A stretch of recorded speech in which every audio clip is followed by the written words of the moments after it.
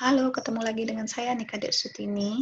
Pada pembelajaran biostatistik kali ini, kita akan membahas tentang teori sederhana prosedur pemilihan uji hipotesis penelitian. Ketika kita melakukan sebuah penelitian, maka kurang lebih ada 11 tahapan langkah yang harus kita lakukan, mulai dari penyusunan proposal sampai melakukan analisa data, interpretasi hasil analisa, dan publikasi hasil dari penelitian tersebut. Ketika identifikasi masalah sudah dilakukan, kajian pustaka dari konsep teori yang baku atau hasil penelitian terdahulu juga sudah dilakukan, selanjutnya tindakan kita adalah merumuskan hipotesis. Apa sih itu hipotesis? Hipotesis penelitian adalah jawaban sementara dari riset question secara empiris. Nah, hipotesis itu ada dua, ada hipotesis nol yang dilambangkan dengan HU dan hipotesis alternatif yang dilambangkan dengan AH. Hipotesis nol umumnya disampaikan dalam pernyataan tidak ada perbedaan, tidak ada hubungan, atau tidak ada korelasi antar variabel. Sedangkan hipotesis alternatif umumnya disampaikan dalam pernyataan ada perbedaan, atau ada hubungan, ada korelasi antar variabel. Pertanyaan selanjutnya adalah, apakah yang harus dilakukan oleh peneliti terhadap hipotesis yang sudah dibuat? Nah, tentu jawabannya adalah melakukan uji hipotesis saat melakukan analisis data. Untuk apa sih dilakukan uji hipotesis? Untuk membawa peneliti dalam pengambilan kesimpulan yang bersifat sahih dari hasil penelitiannya. Nah, sehingga uji hipotesis ini tentunya harus ditentukan atau dipilih oleh peneliti sebelum penelitian dilakukan dan tertuang jelas dalam proposal penelitian. Akan tetapi, untuk mencapai keputusan dalam memilih uji hipotesis tertentu, ya tentunya harus didasarkan pada berbagai pertimbangan. Nah, pertimbangan apa saja yang kita butuhkan? Nah, sebelum lanjut, mari kita bahas sedikit tentang analisis data. Karena tahapan analisis data ini akan memberikan gambaran tentang uji hipotesis itu sendiri. Ketika melakukan analisis data, ada dua tahap analisis data. Pertama adalah statistik deskriptif dan yang kedua adalah statistik analitik. Biasanya statistik deskriptif mendahului statistik analitik. Statistik deskriptif akan mengarahkan atau menyebabkan peneliti memahami dan mengetahui karakteristik data yang dimiliki, apakah dia numerik maupun kategorik, sehingga statistik deskriptif ini disebut juga sebagai statistik dasar. Setelah statistik deskriptif dilakukan, baru peneliti melanjutkan melakukan statistik analitik. Nah, statistik analitik ini umumnya digunakan untuk melakukan uji hipotesis. Nah, uji hipotesis pada statistik analitik ada dua, ada bivariat dan ada multivariat. Nah, tabel 1 ini menggambarkan ada beberapa jenis uji hipotesis bivariat yang bisa dipilih oleh peneliti. Nah, tergantung jenis hipotesis, apakah dia komparatif atau korelasi. Berdasarkan skala pengukurannya, apakah dia numerik atau kategorik. Sehingga kini kita bisa melihat ada beberapa pilihan uji hipotesis yang bisa ditetapkan untuk menguji hipotesis penelitian. Apakah uji T tidak berpasangan, one way ANOVA, uji TT berpasangan, Mann-Whitney, Friedman, Pearson, chi-square, dan lain sebagainya. Yang selanjutnya kita akan bahas pada slide berikutnya. Selain uji hipotesis bivariat, juga ada uji hipotesis multivariat. Nah, uji hipotesis multivariat ini dibagi dua, ada regresi logistik dan ada regresi linier. Uji hipotesis regresi logistik dipilih bila variabel terikat adalah variabel kategorik. Sedangkan uji regresi linier dipilih bila variabel terikatnya adalah variabel numerik.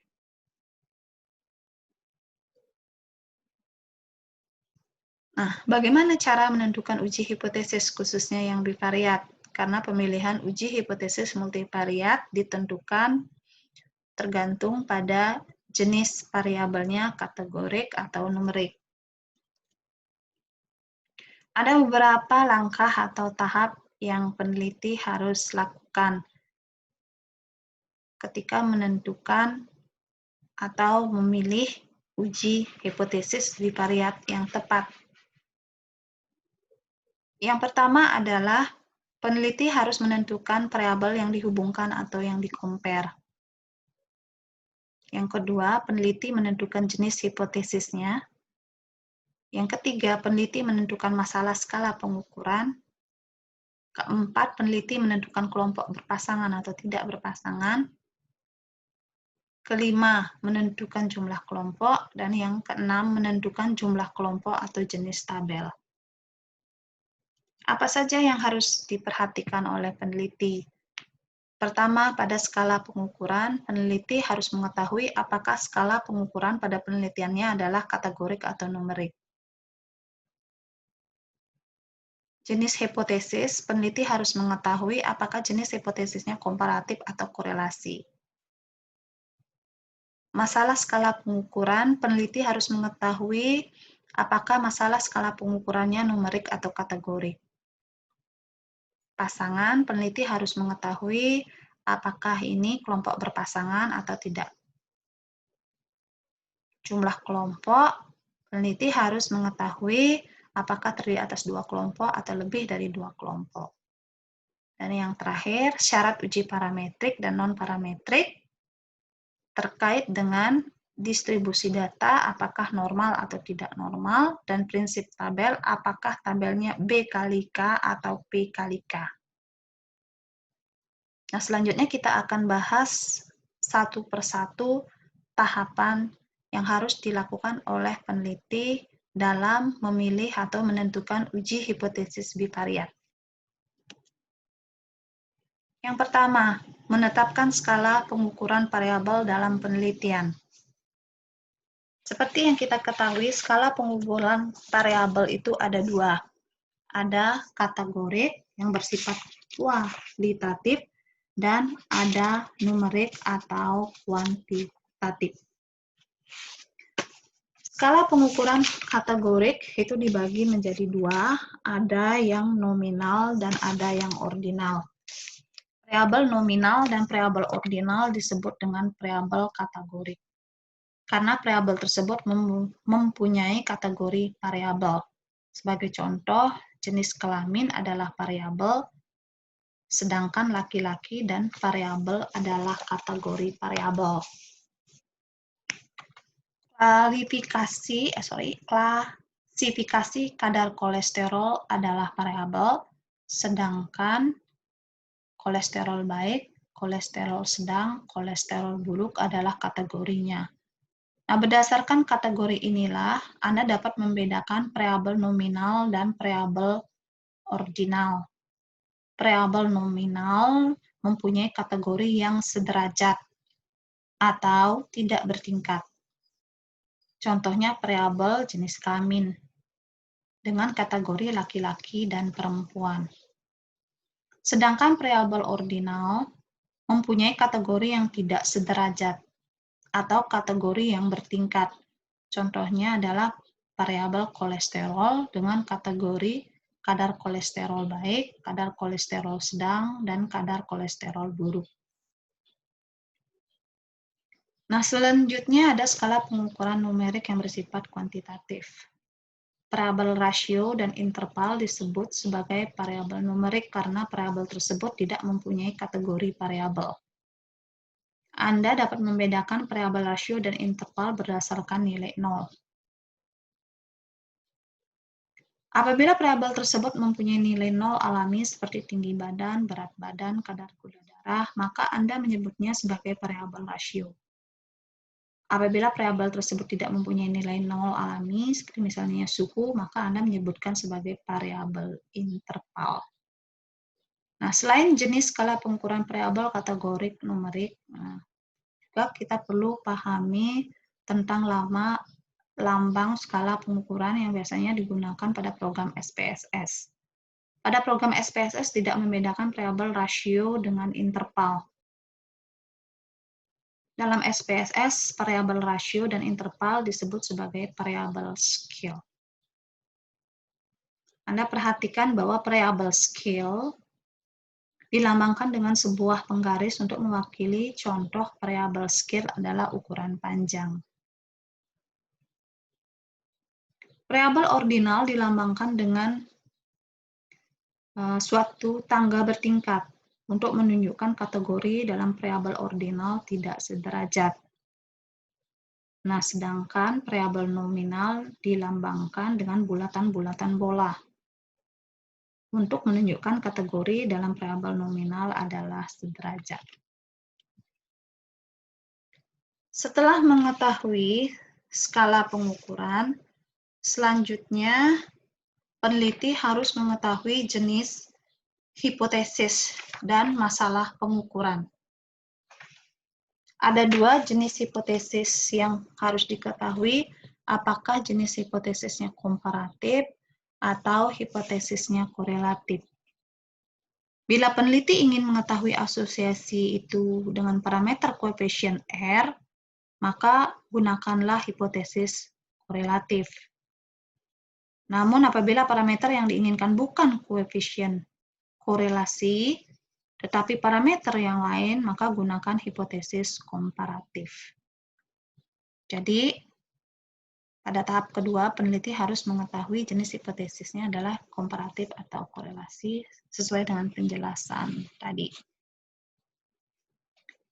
Tahap berikutnya adalah menentukan masalah pengukuran variabel yang dicari asosiasinya. Nah, pada tabel ini masalah skala pengukuran ditulis menjadi kategorik dan numerik. Nah, bagaimana cara Anda mengelompokkan masalahnya ke dalam masalah numerik atau skala kategorik? Berikut penjelasannya. Untuk hipotesis komparatif, yang dimaksud dengan skala kategorik, bila salah satu variabel kedua variabel yang dicari asosiasinya adalah kategorik-kategorik. Nah, untuk komparatif numerik, apabila variabel yang dicari asosiasinya salah satunya adalah numerik. Begitu juga pada hipotesis korelatif. Masalah pengukuran korelatif kategorik bila kedua variabel yang dicari asosiasinya adalah kategorik-kategorik, sedangkan numerik apabila kedua variabel yang dicari asosiasinya adalah numerik-numerik. Nah, setelah mengetahui jenis hipotesisnya komparatif atau korelatif, kemudian mengetahui masalah pengukuran penelitiannya apakah kategorik atau numerik, maka langkah selanjutnya adalah mengetahui jenis pasangan dan jumlah kelompok yang dilakukan dalam penelitian tersebut. Berdasarkan jenis pasangan, ada dua kelompok tidak berpasangan atau dua kelompok berpasangan. Apa perbedaannya? Dua kelompok tidak berpasangan bila data diambil pada individu yang berbeda dan dilakukan pada satu kali pengukuran. Nah, sedangkan dua kelompok berpasangan, data diambil pada individu yang sama dan ada lebih dari satu kali pengukuran. Nah, untuk memperjelasnya, mari kita lihat contoh. Pada dua kelompok tidak berpasangan, data diambil pada individu yang sama ada satu kali pengukuran. Contohnya adalah data tekanan darah mahasiswa. Data tekanan darah mahasiswa di sekolah A dan data tekanan darah mahasiswa sekolah B. Pada dua kelompok berpasangan, data diambil pada individu yang sama dan ada lebih dari satu kali pengukuran. Contoh, data tekanan darah mahasiswa di sekolah A. Data tekanan darah mahasiswa di sekolah A pada bulan Januari 2019. Data tekanan darah mahasiswa di sekolah A pada bulan Mei 2019. Nah, pada contoh ini jelas bahwa data tekanan darah diambil pada individu yang sama, yaitu mahasiswa di sekolah A. Namun, pengukurannya dilakukan lebih dari sekali. yaitu pengukuran tekanan darah pada bulan Januari 2019 dan pengukuran tekanan darah pada bulan Mei 2019. Setelah mengetahui jenis pasangan dan jumlah kelompok, maka selanjutnya peneliti harus mengetahui syarat uji parametrik dan non-parametrik. Untuk uji parametrik, terdapat 3 syarat yang perlu diperhatikan. Yang pertama adalah skala pengukuran. Yang kedua adalah distribusi datanya. Dan yang ketiga adalah kesamaan variance datanya. Pada uji parametrik atau numerik, masalah skala pengukurannya harus numerik, datanya harus berdistribusi normal. Untuk kesamaan varian data, kesamaan variance data tidak menjadi syarat untuk uji kelompok berpasangan. Kesamaan varian adalah syarat yang bersifat tidak mutlak untuk dua kelompok tidak berpasangan. Artinya varian data boleh sama, boleh tidak. Kesamaan varian adalah syarat mutlak untuk dua kelompok lebih tidak berpasangan. Artinya varian data harus wajib sama. Sedangkan untuk uji non-parametrik, masalah skala pengukurannya adalah kategorik, bisa nominal atau ordinal. Jika data dengan masalah skala pengukuran numerik tidak memenuhi syarat uji parametrik, ya, contohnya di sini adalah nanti datanya tidak berdistribusi normal, maka akan dilakukan uji non-parametrik. Nah, ini akan dijelaskan nanti secara detail di tabel pemilihan uji hipotesis bivariat. Selanjutnya pertanyaannya, bagaimana cara menentukan distribusi data normal atau tidak normal? Nah, distribusi data diketahui normal atau tidak normal bisa dilakukan dengan analisis deskriptif maupun analisis analitik. Deskriptif itu bisa dilihat dari koefisien variance-nya, rasio squareness, rasio Corcu, histogram, box plot, dan lain sebagainya. Sedangkan secara analitik bisa menggunakan hasil analisis Kolmogorov-Smirnov atau Shapiro-Wilks. Kolmogorov-Smirnov itu dipilih apabila jumlah sampelnya lebih dari 50 dan Shapiro-Wilks dipilih kebalikan bila jumlah sampelnya kecil kurang dari 50. Nah, Kolmogorov-Smirnov data dinyatakan berdistribusi normal bila nilai kemaknaan P lebih besar daripada 0,05. Nah, begitu juga dengan Shapiro-Wilks, di mana nilai kemaknaannya nilai P lebih dari 0,05. Nah, ini pembahasan atau penjelasan uji normalitas secara deskriptif.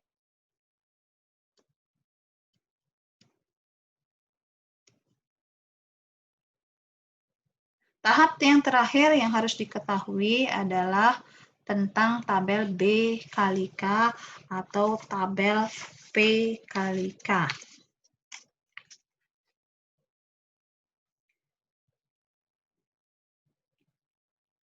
Apakah yang dimaksud dengan tabel B kali K?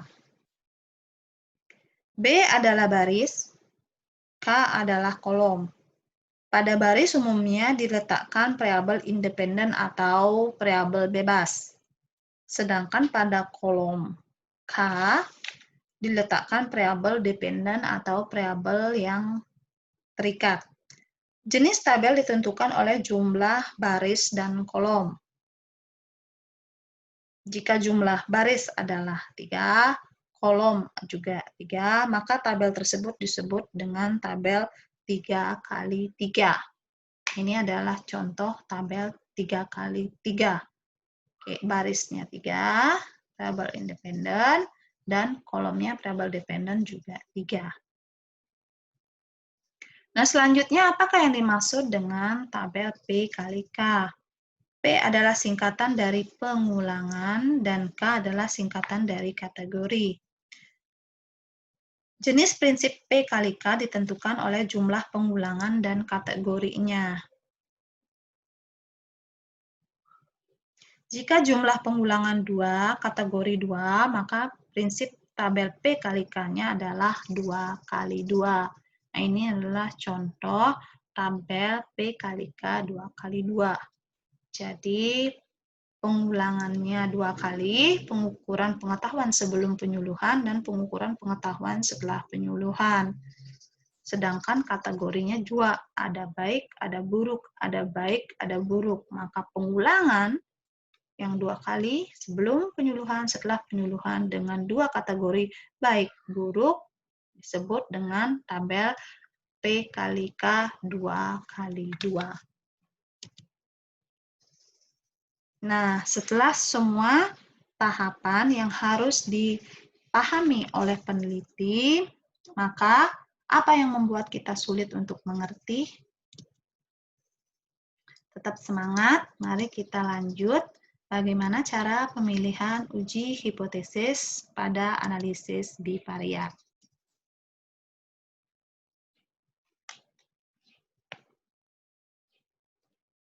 Pada tabel ini, kita disuguhkan beberapa pilihan uji hipotesis. Berdasarkan jenis hipotesisnya yang sudah kita bahas, pada analisis bivariat ada jenis uji hipotesis komparatif dan ada jenis uji hipotesis korelasi. Pada pembahasan kali ini, kita fokus terlebih dahulu pada pemilihan uji hipotesis komparatif, sedangkan uji hipotesis korelasi akan dibahas pada video pembelajaran berikutnya. Ketika kita memilih beberapa jenis uji hipotesis bivariat, maka beberapa hal yang perlu kita pahami. Berdasarkan masalah pengukuran, uji hipotesis komparatif ada yang numerik dan ada yang kategorik. Numerik ada yang parametrik dan ada yang non-parametrik. Yang parametrik ada yang tidak berpasangan dan ada yang berpasangan. Ada yang tidak berpasangan terdiri dari 2 kelompok, ada yang tidak berpasangan lebih dari 2 kelompok. Pada kelompok berpasangan, ada yang 2 kelompok, ada juga yang lebih dari 2 kelompok. Bila masalah pengukurannya adalah numerik, dan dilihat dari kelompok adalah tidak berpasangan, jumlah kelompoknya adalah 2, maka uji hipotesis yang dipilih adalah uji T tidak berpasangan apabila memenuhi syarat salah satunya adalah data berdistribusi normal. Nah, pertanyaannya, kalau seandainya data tidak berdistribusi normal, apa yang harus dilakukan peneliti? Nah, peneliti harus turun tingkat, memilih uji alternatif, yaitu non-parametrik.